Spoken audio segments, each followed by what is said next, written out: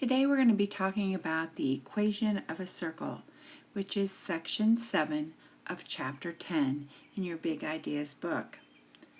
A couple of the things that we have to know about an equation of the circle is we have to know the center. The center is given as an ordered pair HK. We also have to know the radius, which we call R, but remember a radius extends from the center to the outside of the circle. That point is xy. We have the equation of a circle in standard form as the quantity of x minus h squared plus y minus k quantity squared is equal to the radius squared. It's desirable to leave this equation in this form versus squaring each binomial.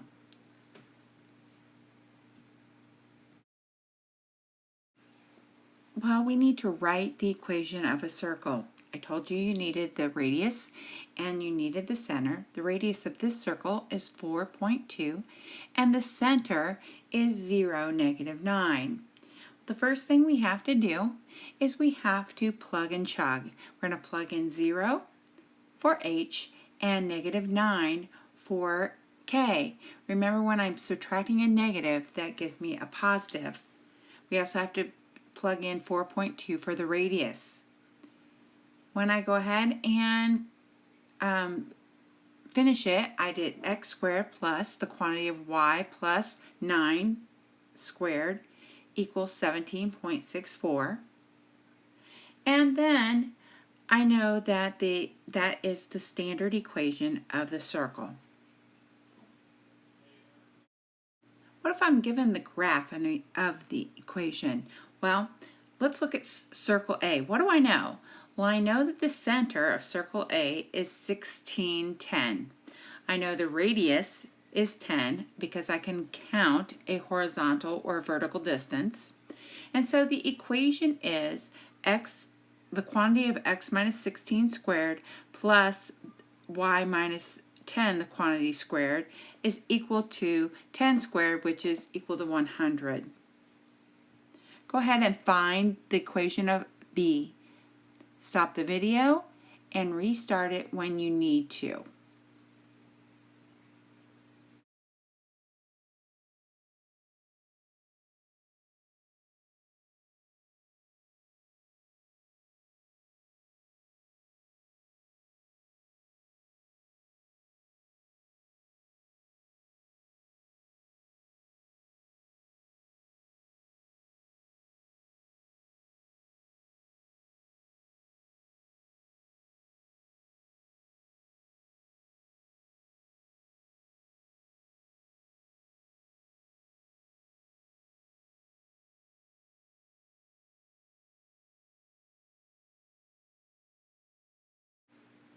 Did you get it?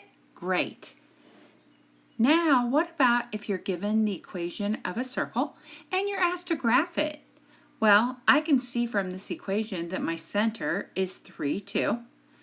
I can tell that the radius, because the square root of 9 is 3, the radius is 3, so once I plot my center, I can go in all 4 directions, horizontally and vertically, 3 spaces to find my new center. Now it's your turn.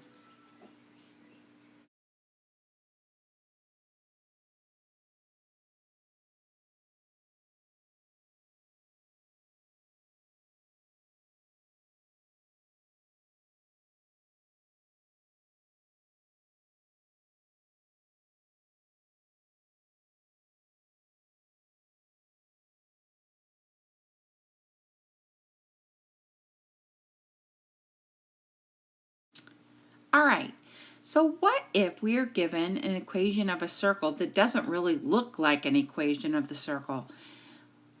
The equation of a circle, x squared plus y squared minus 8x plus 4y minus 16 equals 0. They want me to find the center and the radius of the circle and then graph the circle.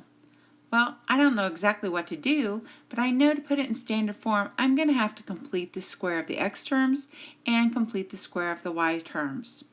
So the first thing I need to do is I need to get my constants to one side of the equal sign and then organize my x values together and my y values together. When I do that, I'm able to complete the square. I have to complete the square of the x's, and then I have to complete the square of the y's, kind of simultaneously. When I do that, then I'm able to factor the left side and simplify the right side. Does it look familiar? Does it look like it's going to be the standard form of a circle? It sure is. But now I have to answer the question. The question states to rewrite the equation, find the center and the radius. Well, what is the center? Well, the center is 4, -2, and the radius is 6. Remember I told you that you could plot the radius and then go in all 4 directions?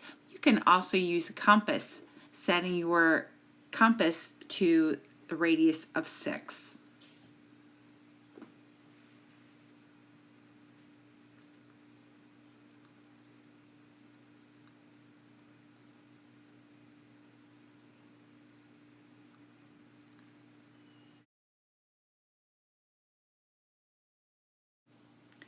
I always get the question, when will I use this in real life? Well, you may not, but if you're a seismologist, you will. Let's look at this problem. The epicenter of an earthquake is the point on the Earth's surface directly above the earthquake's origin. A seismograph can be used to determine the distance to the epicenter of an earthquake. Seismographs are needed in 3 different places to locate the earthquake's epicenter. Use the seismograph readings from locations A, B, and C to find the epicenter of an earthquake. Well, you're given all of the information that you need to draw those 3 circles. Could you go ahead and stop the video, draw the 3 circles, and restart it again when you're ready? So I noticed that the epicenter from A is 7 miles away from the point -2, 2.5. That means that 7 is my radius. 4 is the radius of B, with the center being at 4, 6. And 5 is the radius of C, with the center being at 3, -2.5. When I graphed all 3 circles, I noticed that there's an intersection. The intersection must be the epicenter. But why do I need 3 circles? Well, I would need 3 circles because 2 might meet at more than one place, but 3 is going to be meeting specifically, and in this case at 5, 2.